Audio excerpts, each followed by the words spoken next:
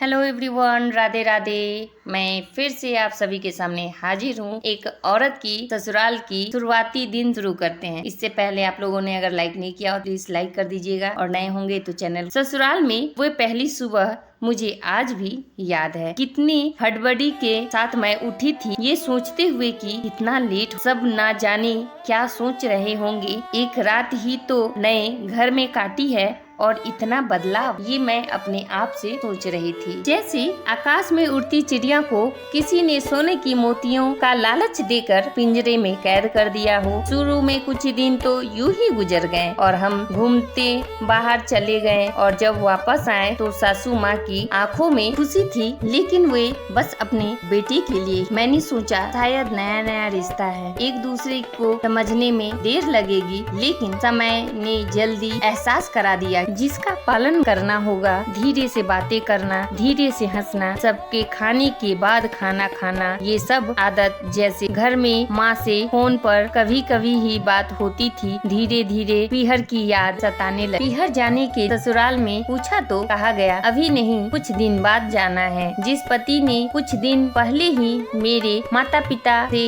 ये कहा था कि पास ही तो है, कभी भी आ जा सकती है, उनके भी बदल गए। अब धीरे धीरे समझ आ रहा था कि शादी कोई खेल नहीं, इसमें सिर्फ घर नहीं बदलता बल्कि आपका पूरा जिंदगी ही बदल जाता है। आप कभी भी अपनी मर्जी से अपने ही पीहर नहीं जा सकते, यहाँ तक कि कभी याद आए तो ही कर सकते हो, बात कर सकते। अब धीरे धीरे मुझे सब आने लगा था कि क्यों लोग विदाई के समय सब मुझे गले लगा लगा कर रो रहे थे। असल में मुझे दूर होने का एहसास तो उन्हें हो ही रहा था, लेकिन एक और बात थी जो उन्हें अंदर ही अंदर परेशान कर रही थी। उस बेटी को वो याद आ रहे थे, वो पल जो वो झूठे मुंह अपने घर के किचन में चली जाती, हर समय बिना बातों के वो हंसना, वो मुस्कुराना, सब उनसे छीना जा रहा था। ये सब सोचकर उनके परिवार ये सब रो रहे हैं। ये बेटी को तब समझ आए ससुराल में इस तरह होने लगा। तब उन्हें इस चीज का एहसास हुआ, कितने अच्छे थे वो दिन